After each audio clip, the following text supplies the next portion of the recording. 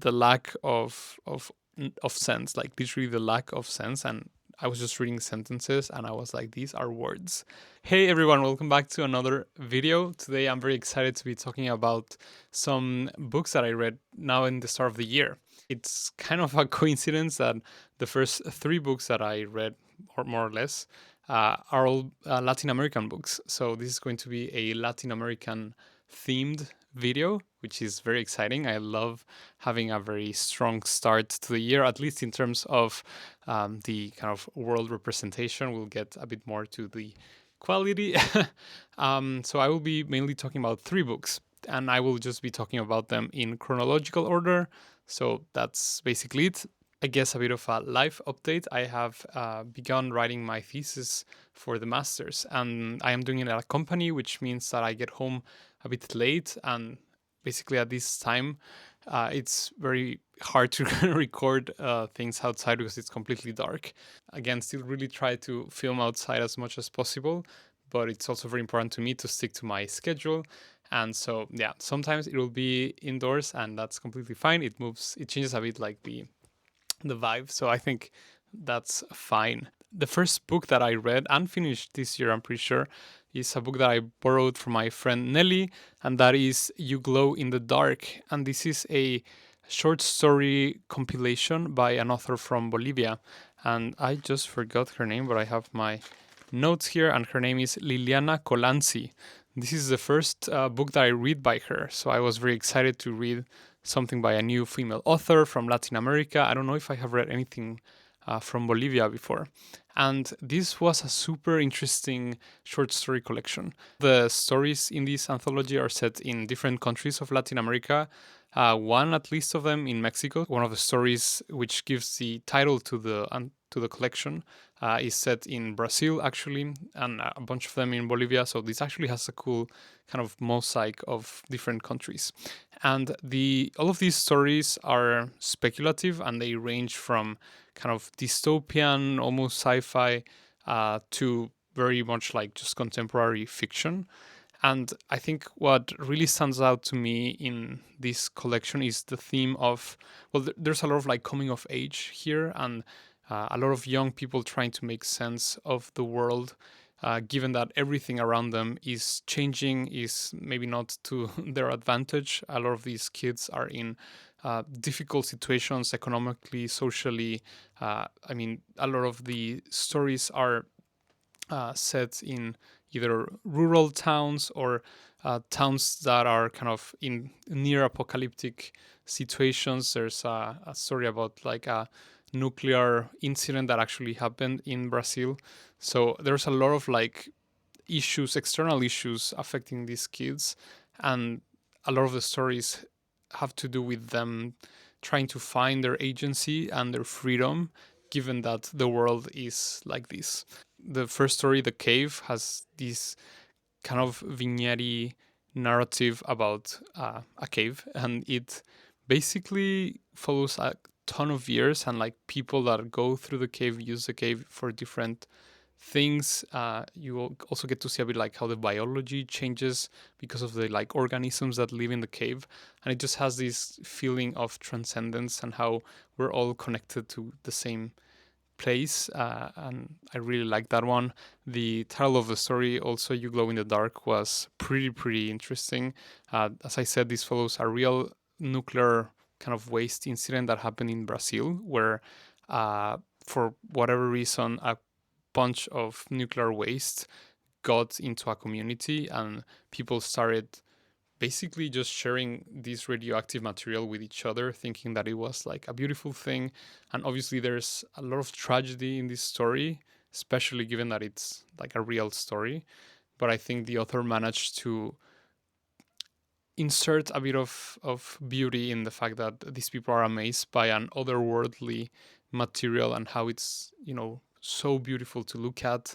And there's a bit of like speculation that I will not spoil, but yeah. Anyways, I think this was a very solid short story collection, and if you want to get a bit of a mosaic of different countries, then I would really recommend this one. And then the next story that I read, actually I have it here, and that is Mar de Piedra. And this is another perk of having the bookshelf. I can actually show some of the books that I read. So this is Mar de Piedra by Aura Garcia Junco. This is a Mexican author. I don't know if she has written a lot besides this. I think she has translated a couple of fantasy books from English to Spanish. But as far as I remember, this is her first full length novel. And this one was this. It was such a disappointment, but I still think it was a good book. Um, let's jump into it. So, this one has a fascinating premise. It's kind of utopic because you follow a Mexico City kind of in an alternate version of history that has been overtaken by these very strange phenomena where people that have disappeared show up as statues in a very, very famous street in Mexico City's downtown. And so there are these literal like stone statues that keep popping up. And I mean, if you know, maybe you don't know, but in Mexico we have a really, really big, serious problem with like violence and disappearances and people that literally go missing and are never found, are never. I mean, the police and the government doesn't do their due diligence. Sometimes they're like involved with the organizations that are disappearing these people. So it's a really big issue in Mexico. That said, it's a very heavy subject matter. And I think the author didn't do a good enough job exploring the depth of the implications of this. And even though there are like a couple of glimpses of very interesting metaphors or parallels being done with like how the government seeing that these statues are popping up is basically washing off their hands and saying like, okay, they became like, it's not that they disappeared, they just became a stone and then we don't need to do anything else. And people just kind of take that as granted or as truth and then move on with their lives. I feel like it gets so unexplored and there was a lot of promise, I think, in this setup. The other thing that's really interesting about this story is that Mexico gets overtaken, as in I think a lot of places in the world in the story, with this religion that's based on some cosmological, I guess, principles from Polynesia, and there's this super interesting like crafted maps called matangs. These are a real thing, like in the real world. And in the story, people use these matangs to basically, they believe that they are a map of their lives. So the story handles a lot with this idea of like destiny, and if everything is already kind of mapped out for you because you have this personal matang, then what does that say about, for instance, doing bad things and responsibility and like accountability? Because if something you did is just mapped out for you, then is it really like you who are doing something wrong, or is it like the matang kind of deciding your path and you're just kind of flowing along with that kind of destiny for you?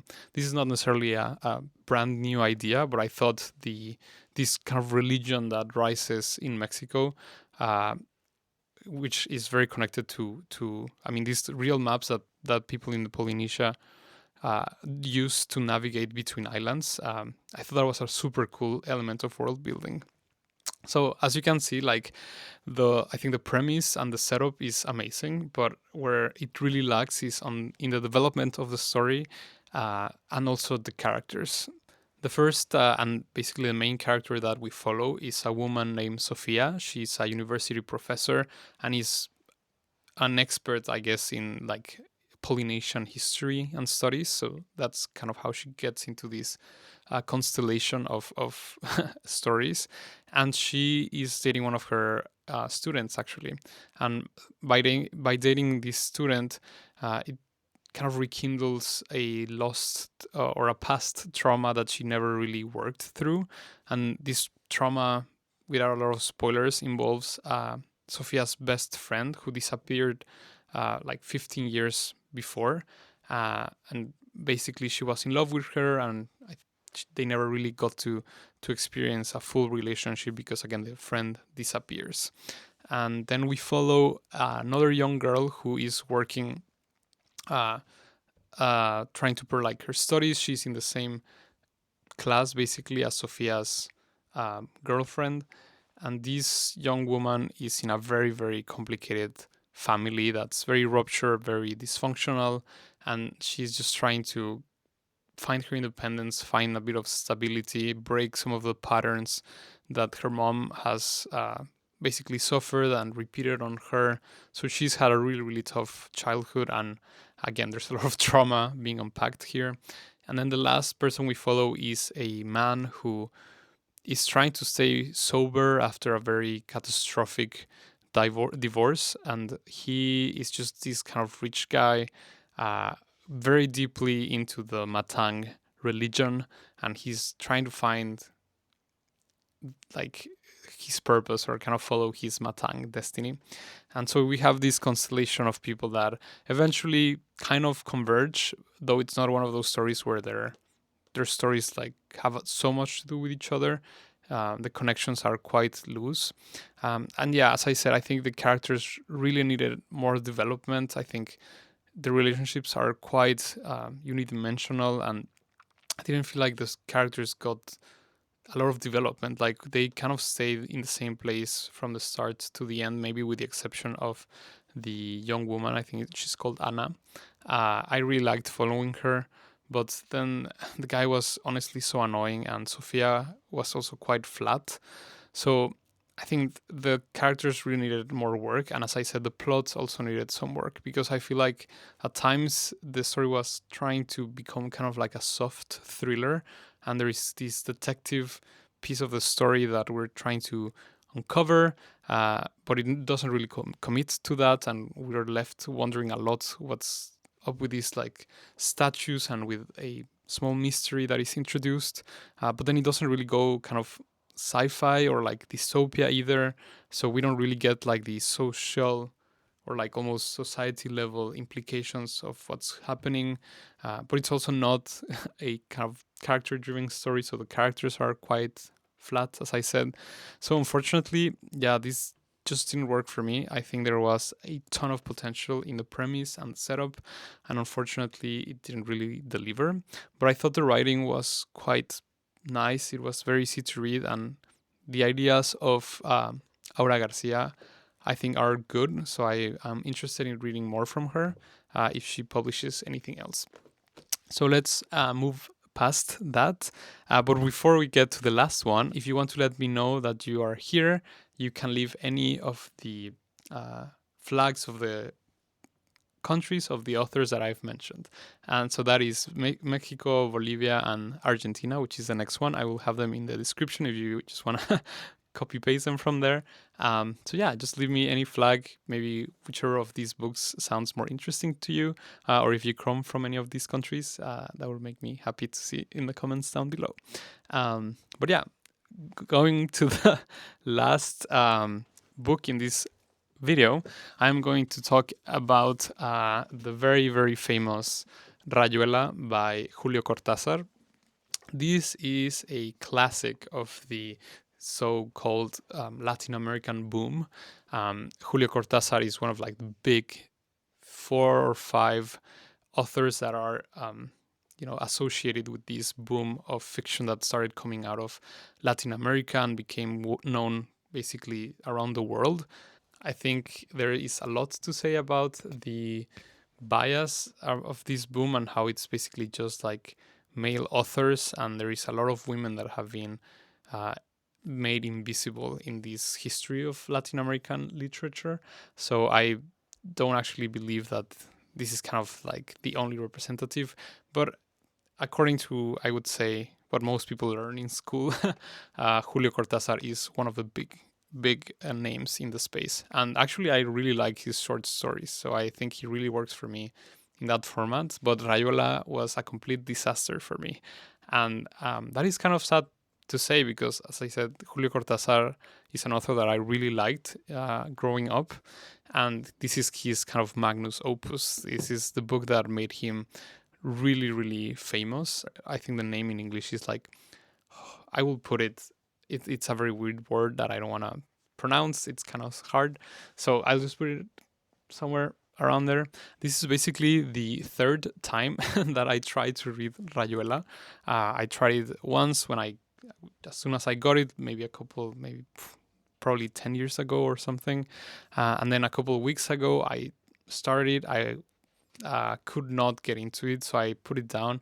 And just last night, I was going to give it the last chance. And unfortunately, this is probably the hardest and fastest I've jumped off a book in my life. Like, it was crazy.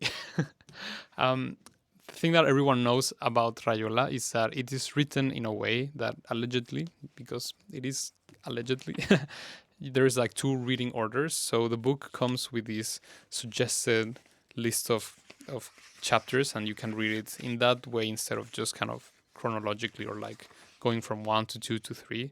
So instead of that, you can do, I will put a picture, but basically, I don't know if you can see that, but there is this kind of list of chapters that looks random, and you're just jumping across them and reading it that way. And the author says that you can read it in that order if you want.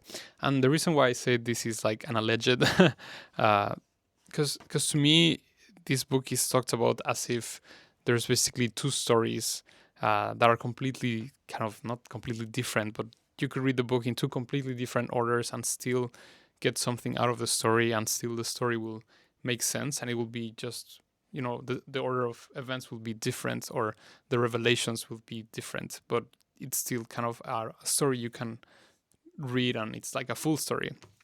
And unfortunately, that is kind of a lie. I don't know why nobody mentions this, but if you look at the list of chapters, you will realize very quickly that you will go chronologically through all of them.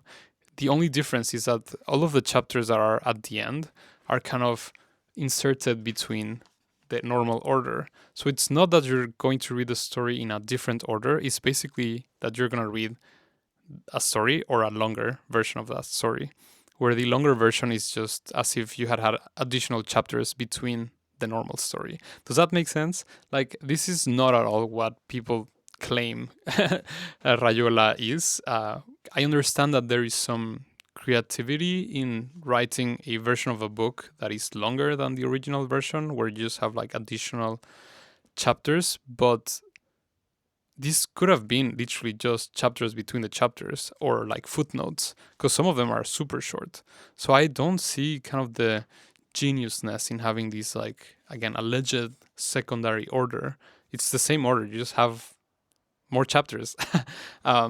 So anyways, that I think brought down my interest for the story so much. Let me mention a couple other things, because I've been ranting about this order thing a bit. But Rayola is following, I think, 2 main characters. I didn't even get to know the name of the main guy, but he is a young man living in Paris, and he is madly in love, I think, with this woman called La Maga, which is like the magician kind of.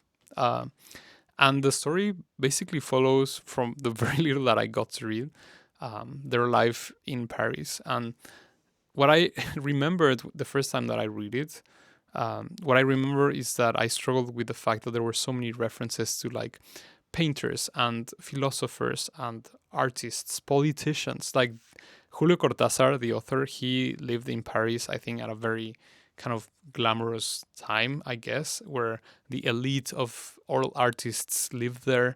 And so this book is really like a reflection of that.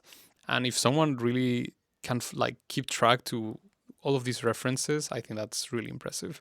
But what really made it super hard to read, I think, was that the prose is extremely, extremely dense. And it's kind of poetic in a way that I was not understanding anything. And I think I think I have quite okay, like reading comprehension, but this was literally impossible to understand what was happening. This is very much a product of its time. It does not feel, in my opinion, relevant in any way, at least, again, the few chapters that I read.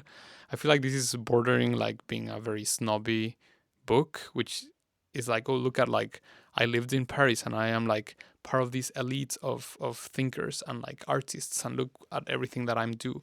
And yes, I complain about like me living in super poor conditions because I am like giving away everything to be able to live in this city. I am so tired of this kind of trope of like young man living in Paris and like discovering contemporary life, or I don't know, artists and like culture. Like I am getting tired of this kind of narrative framework.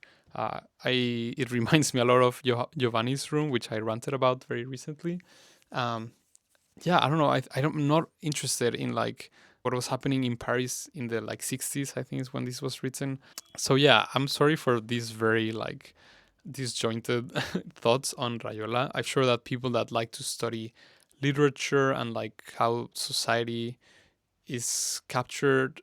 I mean, this is definitely like a picture of a time in history. And I think if you're interested in that time in history, you would like this. But for me, the lack of sense, like literally the lack of sense, and I was just reading sentences and I was like, these are words. I have no idea what you're trying to say with these descriptions, um, and all of these references that I couldn't care less about. This just made a very again, my interest just dropped very quickly, and so I am learning to let go of books that I am not liking, and so I am just DNFing Rayola. I think 3 times is enough. That is it for today. Thank you very much, and have a beautiful rest of your week. See you on the next one. Bye bye.